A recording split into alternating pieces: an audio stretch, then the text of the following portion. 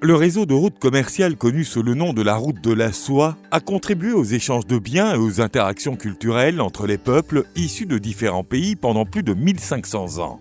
La route de la soie a été fondée pendant la dynastie chinoise Han, qui a ouvert le commerce vers l'ouest en l'an 130 avant Jésus-Christ pour durer jusqu'en l'an 1453.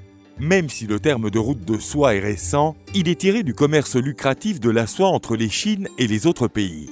La dynastie Han a étendu les routes commerciales jusqu'en Asie centrale, où se trouve aujourd'hui l'Ouzbékistan, avec ses célèbres villes de Bukhara et Samarcande, qui formaient l'épicentre de cette première route commerciale internationale.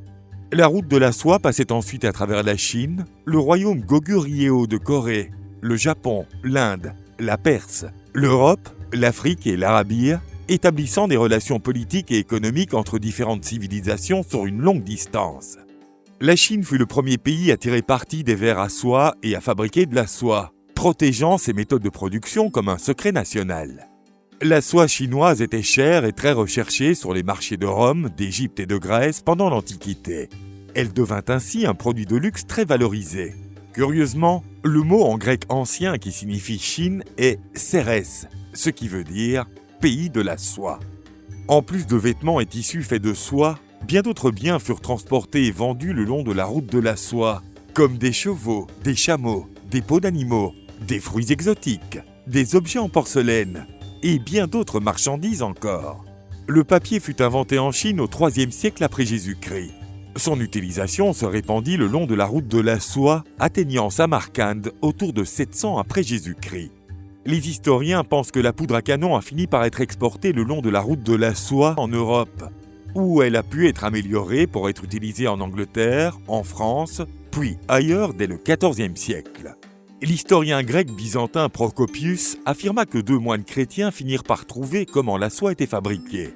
Grâce à cette découverte, l'empereur byzantin Justinien envoya des moines comme espions sur la route de la soie, de Constantinople à la Chine, pour voler des œufs de ver à soie. Cela permit de produire de la soie dans la Méditerranée, et plus particulièrement à Thrace, dans le nord de la Grèce. L'Empire byzantin obtint le monopole sur la production de soie dans l'Europe du Moyen-Âge. Néanmoins, la qualité de la soie chinoise était toujours nettement supérieure à tout ce qui était produit à l'ouest. La route de la soie s'étendait sur 6437 km, à travers les paysages les plus spectaculaires au monde, dont le désert de Gobi et les montagnes de Pamir. Aucun gouvernement n'était impliqué dans son entretien. Les routes étaient souvent en état moyen.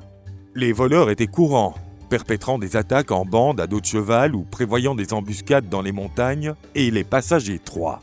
Pour se protéger, les marchands se déplaçaient en groupe, au sein de caravanes de chameaux.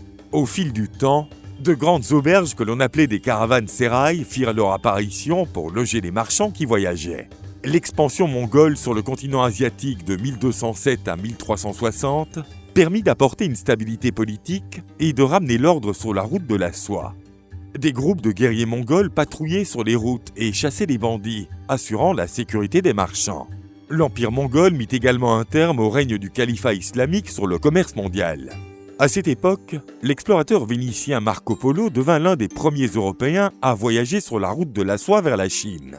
Il ne voyagea pas en bateau, mais en chameau, sur des routes terrestres.